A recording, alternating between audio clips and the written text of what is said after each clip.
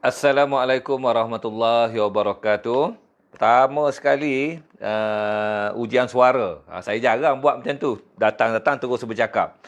Tapi sejak 2-3 siri yang kebelakangan ni ada masalah teknikal sikit. Kita testing dululah. Tapi saya rasa okey kot. InsyaAllah. Alhamdulillah.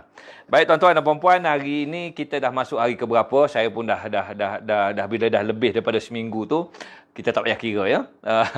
Dan tazkirah maghrib pada pukul 7.55 ini insya-Allah kita akan laksanakan berterusanlah sampailah COVID-19 ni tak ada. Tapi siang tadi kita tengok ya perubahannya makin okey. Maksudnya reunion, pertemuan dengan rakan-rakan dah boleh diadakan. Akikah dah boleh, majlis tahlil dah boleh.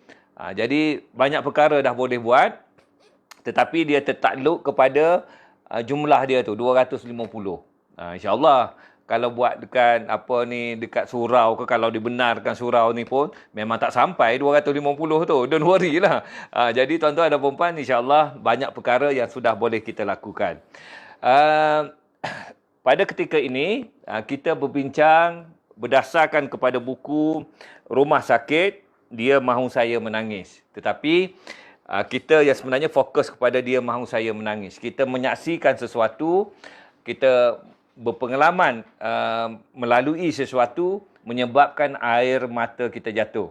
Dan apa itu yang jadi fokus pada buku ini? Dia mahu apa ni saya menangis tu kerana kita pergi ke rumah sakit. Baik. Ulang sikit je. Semalam, saya menceritakan bagaimana adik-beradik saya 12 orang. Tetapi yang kena pergi ke rumah sakit, sehinggalah rumah sakit ini, hospital ini menjadi rumah yang terakhir, adik saya. Dia kena pergi ke hospital Kubah Krian tu, USM, Hospital University, pada ketika usianya 35 tahun. Dia duduk di sana selama 5 bulan. Operation dengan macam-macam lah. Sehinggalah dia meninggal dunia. Apa yang kita nak tonjolkan? Supaya bila kita baca tu, bukanlah kita kata, ya Allah sedihnya, ya Allah, kita nak jadikan pengajaran. Apa dia? Yang paling utamanya, adik-beradik 12 orang, tetapi yang meninggal, yang dijemput pulang, bukan yang pertama, bukan kak ayah saya yang paling tua 60 lebih. Bukannya kakak saya yang nombor 2, Kak Mi saya. Bukannya kakak nombor 3, Kak Akmal saya. Bukan saya nombor 4, dia tak. Dan walaupun saya yang sakit macam-macam penyakit ada, tetapi yang dijemput pulang ialah adik saya, nombor berapa ujung-ujung lah daripada 12 tu. Ketika usianya 35 tahun. Maksudnya apa? Ajal maut ni di tangan Allah. Tetapi hukum yang sepatutnya ya, yang sepatutnya kalau kita kata hukum akal lah, siapa yang tua dululah meninggal berbanding dengan orang muda. Ini hukum umum. Kalau kita dah tua, umur 60, umur 70, tak ada penyakit, sihat tubuh badan, tapi memang dah dekat nak mati ya. Yang ini ramai orang tak sedar. Tak sedarnya kenapa? Dah tua, 60, 70, tak pergi ke masjid semayang. Masya Allah tuan-tuan, orang lelaki lah, perempuan tak apa. Perempuan ni tempat yang paling afdal untuk solat di mana? Dalam bilik tidur. Tetapi kalau dia nak pergi ke masjid, jangan dihalang. Orang lelaki, Rasulullah kata apa? Hari ni aku tak nak jadi imam, aku nak suruh para sahabat jadi imam, aku nak pergi cari rumah-rumah di sekitar ini yang tak datang solat berjemaah di masjid, aku nak bakar rumah dia. COVID-19 ni Alhamdulillah lah. Pasal apa kita dikecualikan? Kalau surau-surau apa semuanya, dia ada tertentu je. Dia punya peraturan tertentu. Solat Jumaat besok, hari Jumaat, 250 je di kebanyakan tempat. Tuan-tuan dan puan-puan. Jadi, kita kena faham ya, ajal maut di tangan Allah. Itu di sebelah saya. Dalam ini juga, dalam bab yang lain, saya bercerita. Pada satu ketika, pada tahun 2011 ya, 2011. Abah saya didiagnos, bapa mentua saya didiagnos kanser pundi kencing. Dan dalam masa yang sama, adik Roza, adik isteri saya, adik Roza, adik bongsu, perempuan yang bongsu, juga didiagnos dengan kanser. Kanser apa? Payudara. Dua-dua tu tahap 3, tahap 4. 3 ke 4. Tuan-tuan, Masya Allah, subhanallah, Allahu Akbar. Abah saya masa tu umur 70. Ayu, adik, umur 35 juga. Sama dengan adik saya, Hanizah. Ini adik ipar. Ya. Jadi tuan-tuan dan puan-puan, umur yang berbeza, ini betul-betul saya tulis dalam ni, Allah nak tunjuk pada saya bahawa yang tua pun sakit, yang muda pun sakit. Yang meninggal dulu siapa? Abah. Abah meninggal, sebulan kemudian, Ayu pula meninggal. Umur 35 meninggal, umur 70 meninggal. Dikebumikan sebelah-sebelah. Tak nakkah kita perhati tu?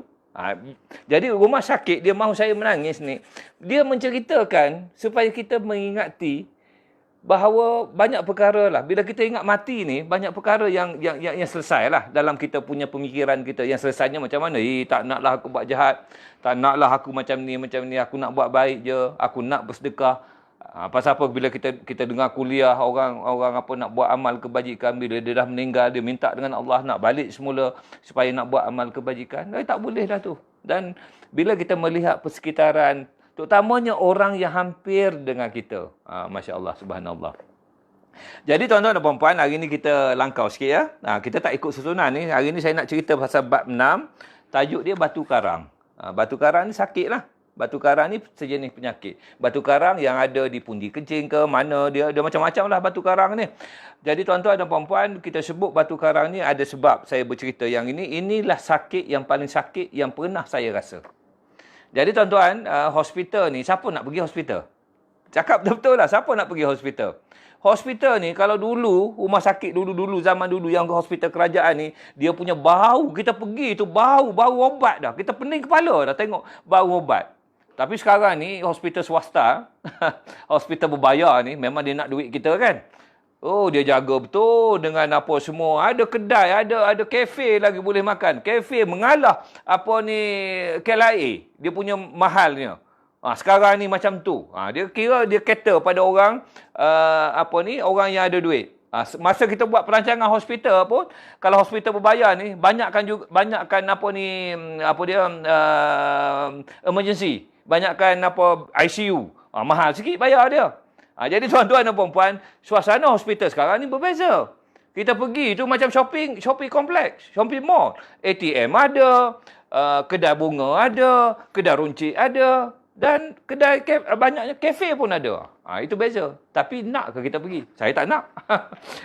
Saya akan pergi ke hospital kalaulah melawat orang, kalau kita sakit, kalau orang yang paling hampir, kalau bos kita ke masuk hospital, kena pergi je tu. Kalau anak sanak saudara, pergi lah. Kadang-kadang kita tertangguh-tangguh nak pergi. Tengok-tengok dia dah discharge dah keluar dah. Ramai juga, banyak juga yang macam tu. Sebab tu bab melawat orang sakit ni, tuan-tuan dan puan-puan, jangan bertangguh. Pergi cepat-cepat. Dan kemudian kalau kita pergi melawat orang sakit ni, jaga adab-adab melawat orang sakit. Jangan duduk bersembah. Kalau kita pergi 2-3 orang, kita duduk bersembah. Popek. Dia sakit. Nak bersembang kat luar lah, tuan-tuan. Jadi kita pergi itu, kita bertanya khabar, kalau dia boleh bercakap, dan kemudian kita doakan. Doakan supaya dia tidak berbekas lagi penyakit itu. Duduk sekejap-sekejap saja sebab dia nak berehat. Waktu melawat, ramai orang nak melawat, kita duduk sekejap. Jangan duduk bersembang lama sangat. Doakan dia, insya-Allah. Baik tuan-tuan. Tetapi dalam buku ni saya bercerita ada satu ketika saya memang nak pergi hospital, saya minta bangun pukul 2 pagi. 2 pagi ya, jaga pukul 2 pagi sakit. Ya Allah, Akbar. Sakit dia tu, kalau boleh saya cerita, daripada belakang ni dia bergerak sampai ke depan. Saya tekan perut saya ni, tekan. Ya Allah, kerasnya. Jadi, kita jaga pukul 2 pagi, 2:30 pagi gitu. Siapa yang nak mengadu? Doktor tak ada. Bini kita lah, isteri kita lah. Yang bangun, yang saya sakit, yang saya sakit, yang. Bini kita, jangan tidur tuan-tuan dan perempuan. Mestilah, ya Allah, macam tu nak bangun dulu. Kita rasa bila kita sakit sangat-sangat, perasaan ya, kita rasa yang isteri kita ni lambat betul lah nak bangun. Cepatlah yang sakit ni. Sakit apa? Dia kata, sakit perut. Dia pun nak pegang lah. Picit macam itu. Tak tahan. Yang bawa saya hospital ya.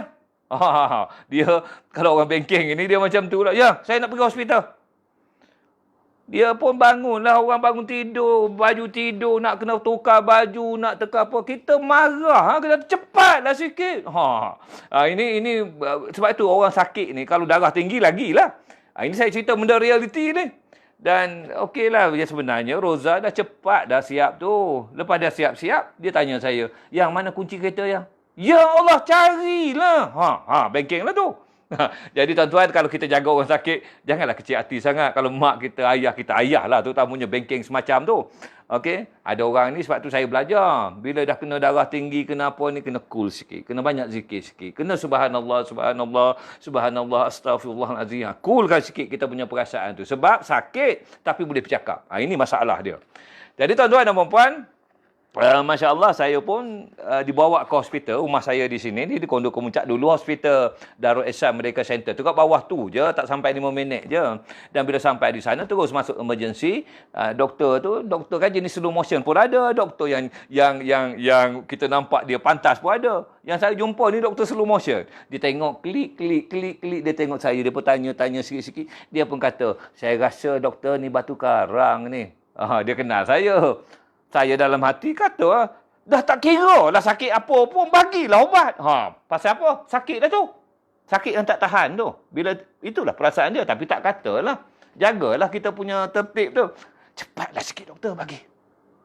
Dia pun bagi obat, bagi injection. Masuk ward. Saya pun kata pada isteri saya, yang baliklah yang. Saya okey lah. Saya duduk seorang kat sini. Tetapi tuan-tuan dan puan-puan, sakit batu karang ini adalah sakit yang melampaui sakit beranak. Sungguh.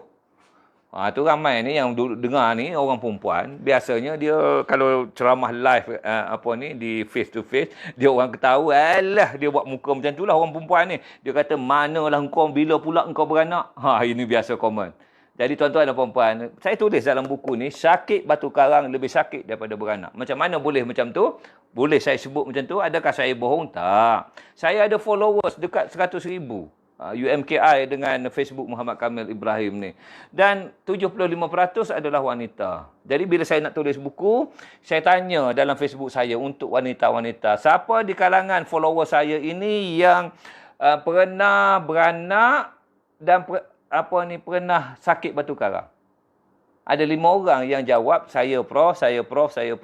Soalan seterusnya saya tanya, antara beranak dengan batu karang, mana lebih sakit? 5 jawab sakit batu karang. Betul lah tu. Kita buat penyelidikan, tak payahlah sambung lagi sampai 10-20 orang. 5 yang dah jawab macam tu, kalau dari segi penyelidikan, dah kau boleh berhenti kat situ. Buatlah kesimpulan. Jadi tuan-tuan dan puan-puan, Masya Allah, Subhanallah, Allahu Akbar.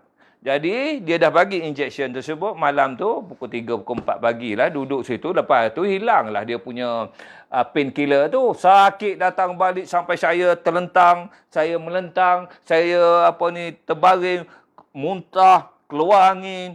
Saya tak tahan, tuan-tuan dan puan-puan. Saya tekan loceng. Kan dalam hospital tu ada tekan loceng. Kita duduk bilik seorang, tekan loceng tu, nurse pun datang. Doktor, kenapa? Saya tak tahan sakit ni. Boleh tak bagi satu lagi painkiller? Tak boleh, dia kata. Tak boleh. Painkiller doktor je boleh bagi injection ni. Nanti doktor akan masuk pukul 8 besok. Aduh, sakitnya, tuan-tuan. Kemudian bila saya tulis buku ni, saya jumpalah ayat ni. Macam mana ya? Saya tengok sekejap ya. Allah kata apa? Sakit tu, yang kita sakit batu karang tu, tetapi dalam Quran pun dia cerita bab sakit ni. Apa dia dalam surah Al-Isra ayat 10 Allah kata apa terjemahan dia? Tuan dengar betul-betul. Dan bahawa orang yang tidak beriman kepada hari akhirat, kami sediakan bagi mereka azab yang tidak terperi sakitnya.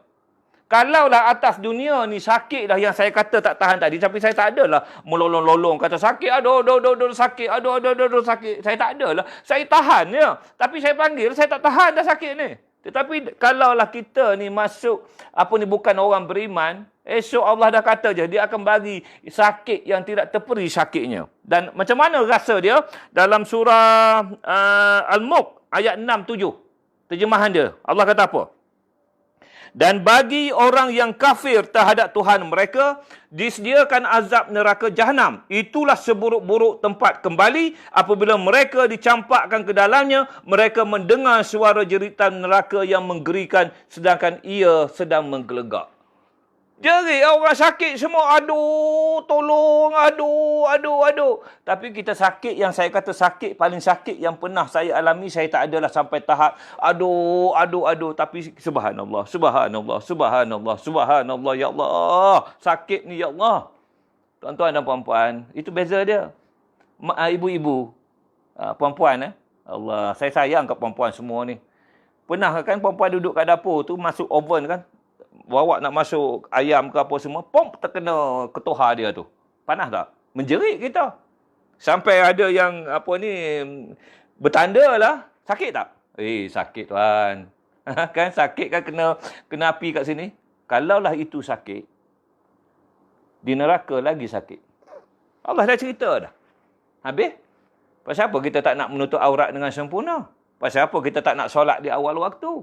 Pasal apa tak nak berhenti dah popek.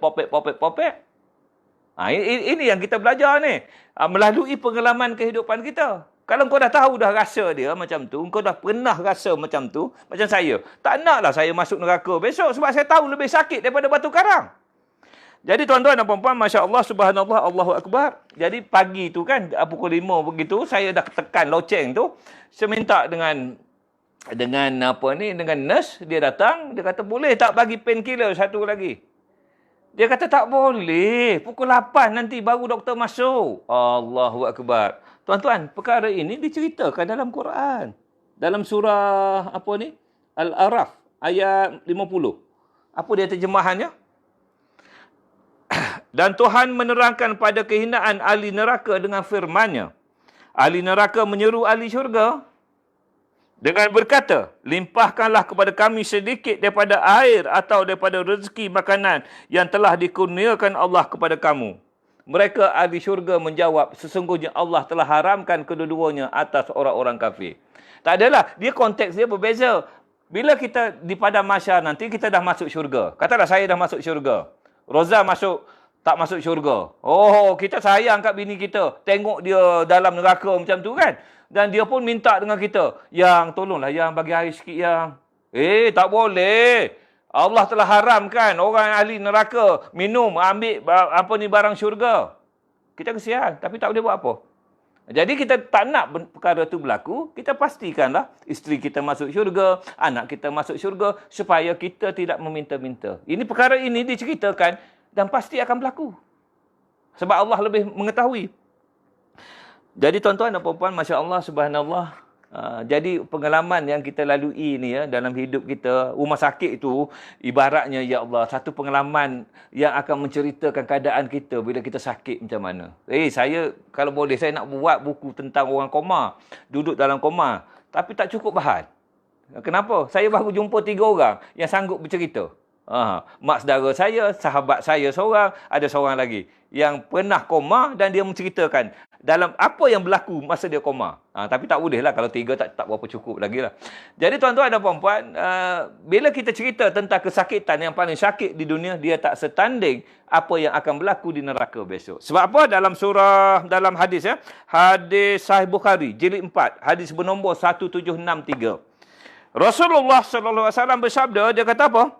Sesungguhnya isi neraka yang paling ringan sesaannya di hari kiamat adalah seorang yang diletakkan bara api di tapaknya dan kerana itu menggelegak otaknya. Letak kat tapak kaki, menggelegak otak. Gila tu.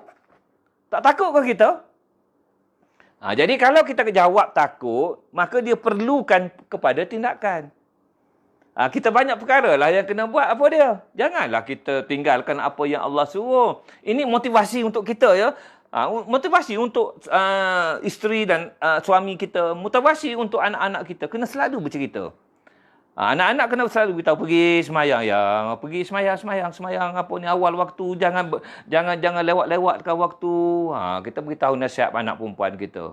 Ni nak keluar ni, tengok daripada atas sampai ke bawah. Engkau tutup aurat ke tidak? Janganlah kata, ikut aku Orang bagi nasihat tu, bagi ingatan tu, jangan. Ramai orang kata, ikut aku itu kubur aku. Tak boleh macam tu. Diam je lah. Kalau kita tak nak ikut pun diam je lah. Sekurang-kurangnya kita pasakkan dalam hati, satu hari nanti aku tutuplah aurat dengan sempurna. Macam tu. Jadi tuan-tuan dan puan-puan, banyak orang ni payah nak bagi nasihat pada orang. Anak sendiri pun payah. Bila anak dah besar, anak kita pun dah kahwin, menantu kita pun perangai serupa je macam tu. Masa mula nampak okey. Bila dah balik apa semua, tak pergi semayang, tak apa, subuh kan mana boleh jamak dan kasar contohnya. Tapi sebagai seorang ayah macam saya kejut, saya beritahu, "Mai semayang, pergi semayang. Kena pergi ke surau subuh. Subuh tak boleh jamak dan kasar. Yang lain nak boleh jamak itu pun ada peraturan-peraturan dia."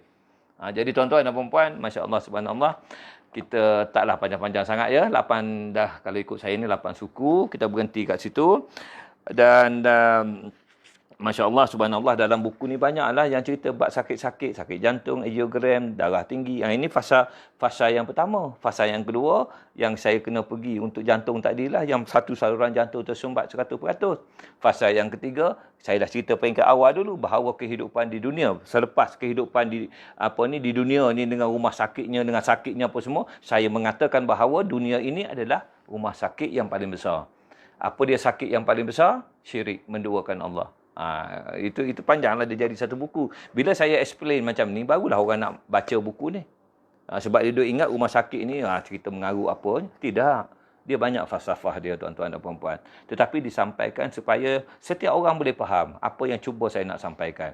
Baik, tuan-tuan, terima kasih banyak-banyak. Hari ni ada hadiah lagi ya. Ada satu lagi hadiah. Allahu Akbar. Ini macam sudah dapat ni. Siti Maskah Muhammad. Ya, Siti Maskah Muhammad. Hari ni hadiah apa ya?